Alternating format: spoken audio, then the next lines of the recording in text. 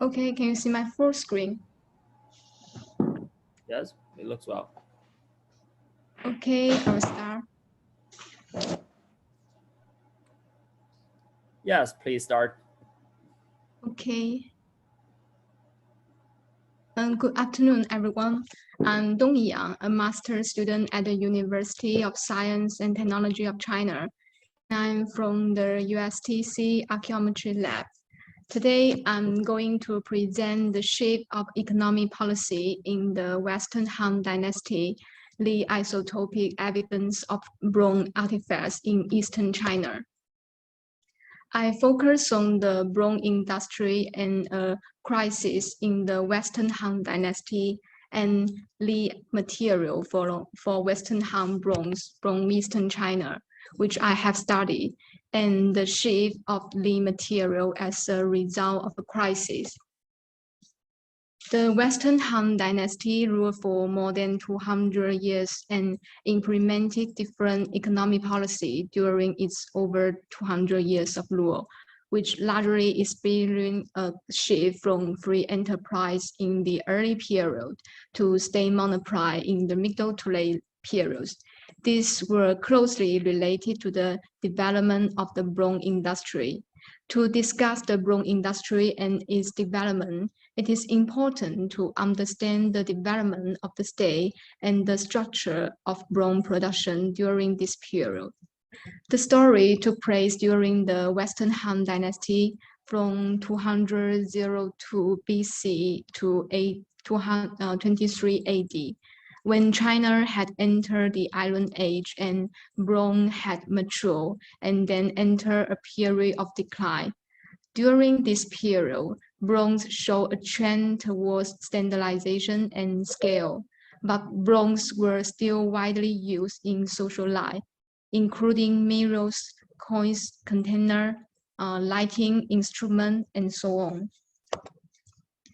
Today, I want to introduce a famous crisis in the Western Han Dynasty. In 154 BC, 7 vassals rebelled against the government as they were dissatisfied with the government's denial the power of them. The rebellion of the 7 kingdoms was the outbreak of conflict between the local powers of division and the central imperial autocracy. This crisis may be related to the policy of the early Western Han and subsequently influenced the shift in policy of the middle to late period. In the early years of the Western Han Dynasty, people's livelihood was in decline and finance was scarce. The main task of the state was domestic consolidation and recovery from war. Therefore, the ruler proposed the policy of ruling without doing anything and resting with the people. In 175 BC, Emperor Wen implemented a liberal economic policy. The government allowed individuals to exploit resources such as salt and iron, which had previously been the exclusive reserve of the royal family. Because of this, the vassal state was so powerful that the rich merchants and magnates held the economic lifeblood of the country. The massive minting of coins by the vassals and others also became the economic foundation of the crisis. As a result, the Han Dynasty decided to make adjustment to its long-standing policy. In 118 BC, Emperor Wu implemented a policy of government management of salt and iron, whereby the iron officials were in charge of the local workshops and the copper smelting industry was brought under government, and the copper official was established. The coin-making rights were returned to the central government. Under this circumstance, the government was the only one able to exploit the copper mines and cast bronze. As a result, the manufacture of bronze was largely controlled by the government, and vassals and wealthy merchants withdraw from this field.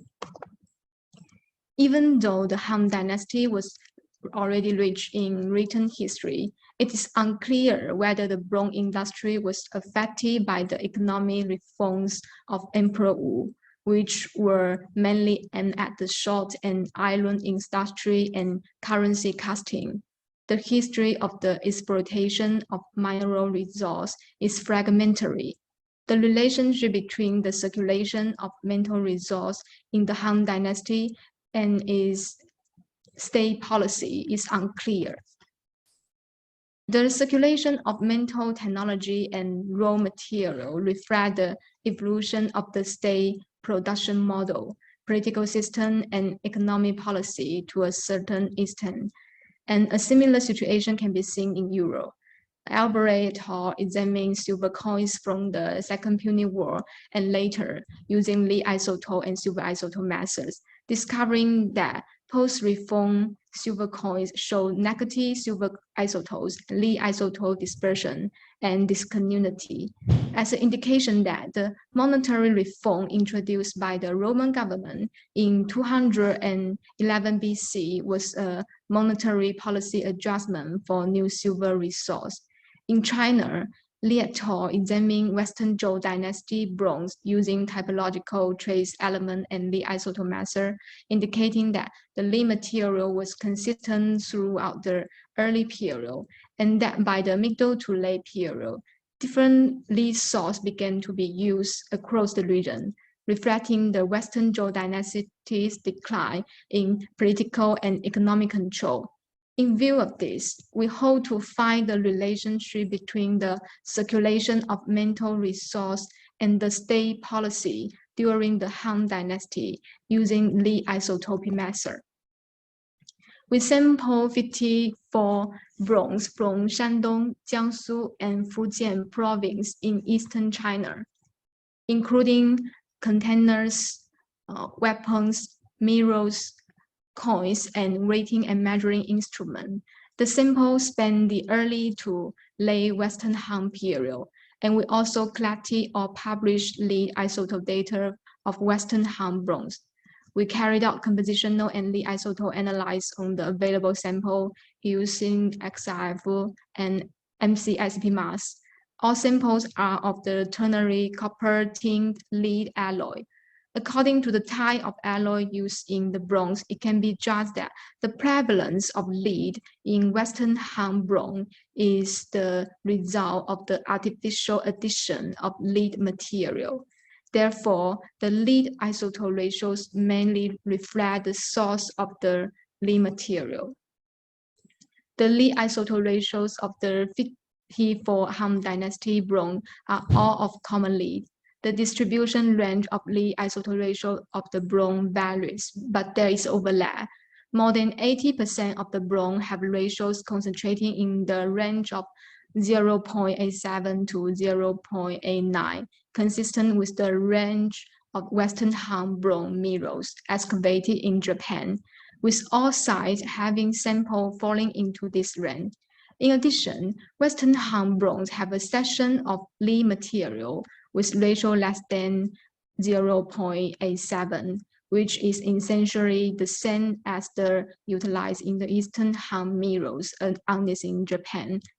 The lead isotope ratios of several bronze containers and mirrors from the Shandong Peninsula are clustered together, as shown by the blue and the orange circular pattern, indicating that the same lead material was used. The A bronze weighting and measuring instruments shown in the yellow circular pattern have a very concentrating range of lead isotope ratios, stressing that they were produced from the same batch and used the same material as the bronze containers and mirrors from Pingdu. All of them are from middle to late Western Han Dynasty.